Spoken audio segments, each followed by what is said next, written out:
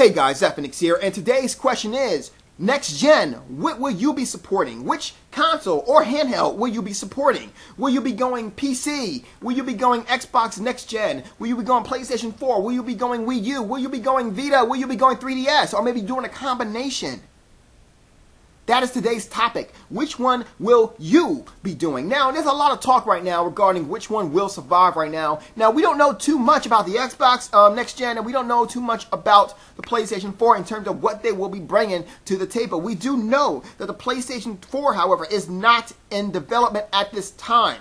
A lot of rumors actually did surface for a second, but the guys from Sony actually stated that no, it is not in development, and it will become in development in 2012, early 2012, after the Vita's launch, which, by the way, is a really good move for Sony and the PlayStation brand. In my opinion, I don't think really they need to go ahead. A lot of people also were kind of bitching, and I won't say that word, bitching, about how when they said that the PlayStation 4 will not be a jump like it was with PlayStation 2 to PlayStation 3. It won't be like a PlayStation, like it won't be the same equivalent graphical jump, and I think that's a really good thing, because if you actually looked at the PlayStation 3's graphics, they really don't need a huge jump. They need to go ahead and polish a couple of things, yes, but aside from that, they also need to make the development easier, but aside from that, that's pretty much all they need. The PlayStation is pretty much on par with a decent PC. The only thing that holds it back, ironically enough, is in fact the Blu-ray and the memory. In my opinion, it's the Blu-ray and the memory that are the two things that hold it back. Now, I know, whoa, Blu-ray is great! Oh my God! Shut the hell up. Listen, for one, Blu-ray takes a long time to load because there's a lot of space to go in between it. They need to go ahead and modify the Blu-ray just enough where they can still use the Blu-ray, but at the same time, they need to make it so the loading time won't be as atrocious as it is. Guys, I already know. Remember, I had a PlayStation before. What was it called? Mod Nation Razors literally took 30 minutes before I can actually play it. And that's assuming if there's no more updates now available. But whatever. So, that being said, they definitely have the software to go ahead and back it up. You got Killzone, which by no means is a small game. I love Killzone. I just wish that I can use this controller. I wish I can use this controller on Killzone. Then I'd be in business, or a keyboard and mouse, then I'd be murdering. But you get the idea. They have a lot of good games out there. Granted, they're not household names except for Uncharted, but nonetheless, they do have a very good amount of games out there. Now, we also have Xbox. Now, one thing I'm worried about Xbox is that they're bringing out a whole bunch of Halos, which is nice and pretty and all that. You know, I'm a big Halo fan. I love Reach. You know, I love Reach.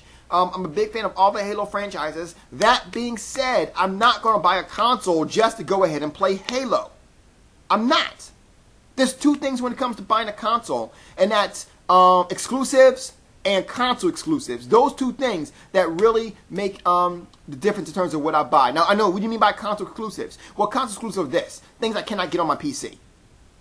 That's basically what a console exclusive is. Aside from that, going on now to the, but at the same time, we don't know too much about the Xbox. Now, we got to go ahead and talk about the Wii U. Now, so far, the Wii U is actually, I have no reason why they named it that, but the Wii U actually, we already know that with Nintendo, almost the sky's the freaking limit. They will go ahead and push their console to the next generation. Now, they are actually using this console to go ahead and bring forth the original, hardcore gamers that, or as they like to call it, core gamers, I call them, which were originally who bought the Nintendo system. You know, if you guys remember, there were a lot of really good, a lot of companies out there really supported Nintendo until Nintendo started going way too far into this whole casual gaming market, which wasn't a bad thing in terms of money, but at the same time, you also got to factor in the fact that Microsoft was also following suit, which also brings a point like, well, why would I want to go ahead and follow a company that is apparently doing the same mistake? You know, hopefully they won't do the same mistake, but it does look like they are going in that area. That being said, we also have to factor in the financial crisis that Nintendo is currently in. Remember, Nintendo doesn't do a whole bunch of systems or a whole bunch of like TVs and software. They don't sell all that. All they sell is games. So they are in a really financial bind right now. And then you have a lot of PlayStation fans out, Nintendo fans out there trying their hardest to go ahead and defend it. Some people are actually making sense. Shokio, I listen to Shokio. He has some good things going on for him. Dr. Trayel was, let's just say that he made a video called 3DS is a flop, says idiots and friends. And I have no idea how this fool calls people idiots and keeps a straight face when, like, this guy does no research whatsoever. Like, seriously.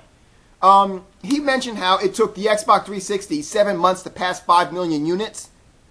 No. In 7 months, they only sold 3.5 million units. That actually can be done. That can be found out by simple research. What else? Another thing he said was that it took them until launch, from launch to July 2007 to sell 5 million units. No. It actually took them, by then they sold 10 million units.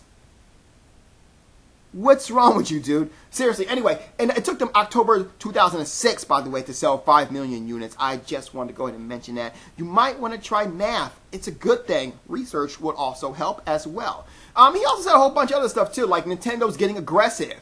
And that's the reason why they did their price cut. Dude, that is not the reason why they did their price cut. If they were getting aggressive, they're getting aggressive. They can get aggressive because they have the money to get aggressive. No, they actually don't. They took a huge pay cut. Iwata and a lot of other executives took a huge pay cut. If they had the money to go ahead and do this, they would not need to take a pay cut.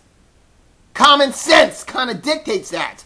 Now, ironically enough, it's like he made a video about common sense, yet he doesn't use any. Like, what the hell? Anyway, keep going too. It's like, another thing is that, in my opinion, and this is just my opinion I'm saying right now, but Project Rainfall would most likely have been more of a success if Nintendo did not realize that they were already in a financial situation. I think that that's one of the things too. A lot of people saw that as, oh my God, Nintendo hates us, Nintendo doesn't like us. I don't think that's the reason. I think what the problem was, reason why Project Rainfall was a fail, was because of the fact that Nintendo already knew, and when you're in that kind of business, but even before you do the math and everything, you already know if you're about to take a financial hit. You already know. You have the sales coming in almost every month to see what you've sold. So it's obviously that you're going to know what, and then you also know like how much money you push towards the Wii U and things of that nature. So you already know how much you spent, and then you can also do the math with that versus your income. You know there's a problem. It doesn't really take that much issue. It took simple math to really figure out if you're having a problem financially. Nintendo realized that. I think that was the problem with Project Rainfall, because even though people were already pre-ordering it, it might not have been enough. It might not have been enough for them to take that chance. And I do understand that. As a businessman, I definitely understand that. He also mentioned how they dropped the price of the DS, 3DS if you will, in order to kill Vita. But his whole video was about how Vita was not a flop. So common sense would dictate if the Vita was not a flop. And I don't think it's a flop, but I'm just saying that. Let me rephrase that, because I don't want to say that. Basically, yes, the 3DS and Nintendo are in trouble. That's the reason why they had to go ahead and cut the price, so they can get some form of extra income. That way they can still sell the money off of, they can have more systems out there and they can sell money via software. So in other words, yes, I don't want to, the 3DS is not a flop, but it is flopping. Okay, like a half-dead fish. It is flopping hard as hell. Actually, half-dead fish don't flop, but you get the idea. It's flopping. It's like a fish out of water. Flop, flop, flop, flop, flop. Anyway, like I said before, why would you need to do a price cut this early in the advancement if you were not in trouble? By the way, I also saw your iPhone thing. Yes, iPhone was actually in a they were on their way to flopping too. They were not meeting their quota that they needed. So that's the reason, for two reasons. One, because it was on, three reasons actually. One, because it was on AT&T. Two, because at the time AT&T really had a bad rep at that particular time. Number two, it is because of the fact that it was like, what was it, like $299? That's with the 2-year contract locked on to AT&T. That was two things wrong. Number three, people wanted the functionality of the iPhone without the iPhone part, without the phone part rather. That's the reason why they did A, drop the price of the iPhone, and they B, released the iPod Touch. That is the reason why. In other words, yes, they were flopping too. Research, dude. It's not really that hard. Granted that I get it. I got the and for the iPhone part, I kind of got the inside source, what we're working for Apple, but at the same time, the information out there does kind of coexist with Apple's internal information. I'm just letting you know. It doesn't really just do a search. Anyway, so then you also have the 3DS, which is actually in the same situation as the Vita.